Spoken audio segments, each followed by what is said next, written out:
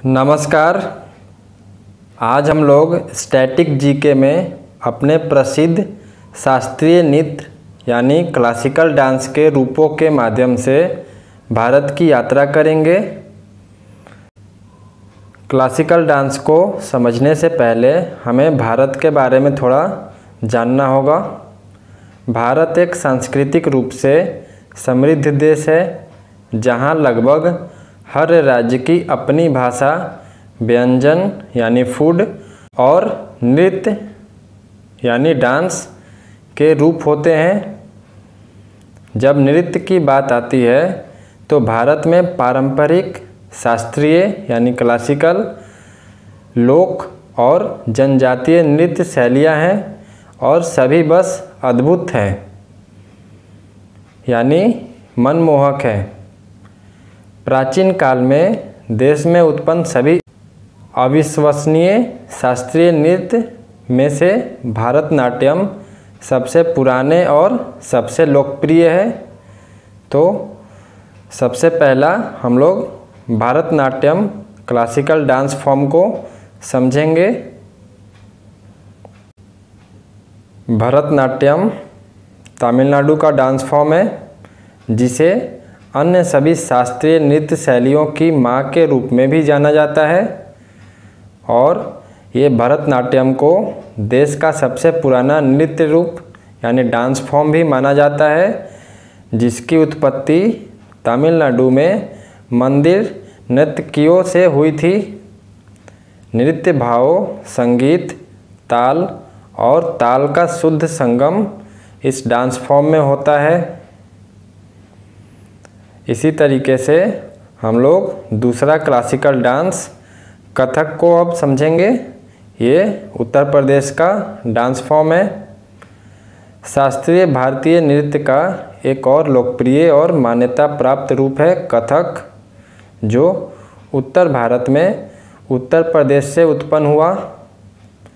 यह एक शब्द कथा यानी कहानी से लिया गया है और पूरे नृत्य के दौरान नर्तक अपनी आँखों और भावों के माध्यम से कहानियाँ सुनाते हैं।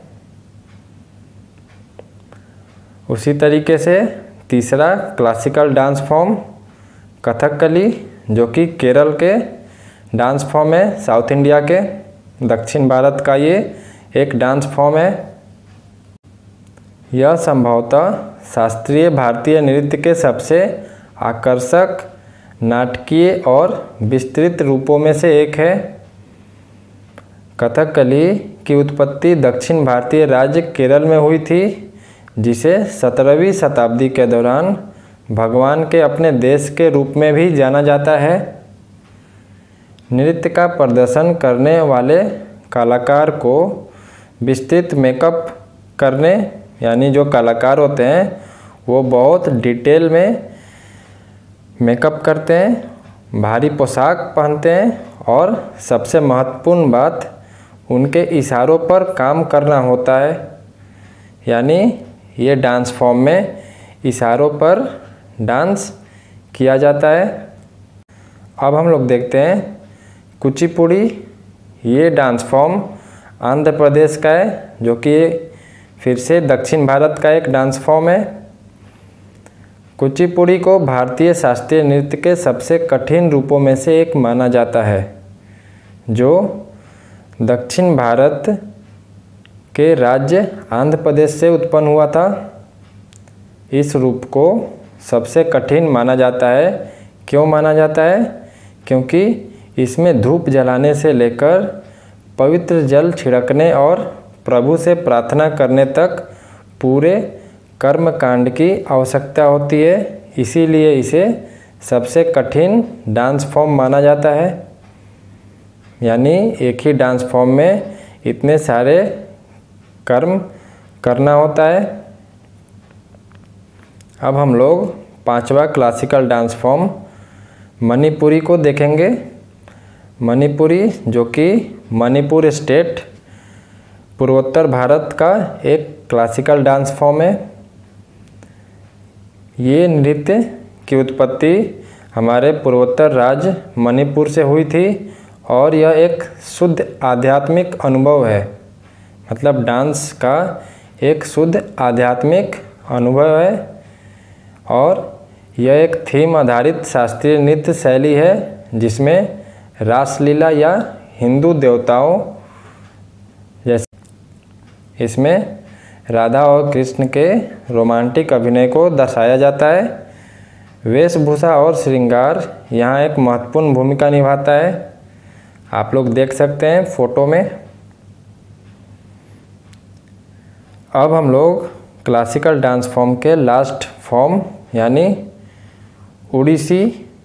उड़ीसा का डांस फॉर्म, जो कि पूर्वी भारत का एक डांस फॉर्म है। ये नृत्य पूर्व भारतीय राज्य उड़ीसा से उभरा और मुख्य रूप से उड़ीसा के प्राचीन हिंदू मंदिरों से लिया गया है। पूरा नृत्य इशारों और मुद्राओं पर आधारित होता है।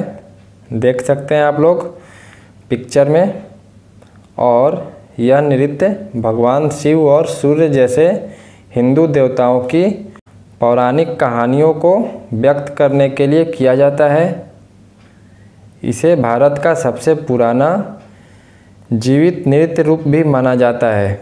ये माना जाता है कि ये भारत का सबसे पुराना जीवित नृत्य फॉर्म है। इस तरह से हमारा आज का ये स्टैटिक जीके का क्लासिकल डांस फॉर्म ख़त्म होता है। आपको ये वीडियो कैसी लगी कमेंट सेक्शन में ज़रूर बताएं और लाइक और शेयर कर दें और चैनल को सब्सक्राइब कर लें। इसी तरह के और भी स्टैटिक जीके के वीडियो आते रहेंगे, तो कृपया चैनल से जुड़े रहें ताकि आप लोग अपने नॉलेज बेस को ज़्यादा से ज़्यादा बढ़ा सकें और हर एक कॉम्पिटिटिव एग्ज़ाम्स में ज़्यादा स्कोर कर पाएँ। Thank you. जय हिंद, जय भारत।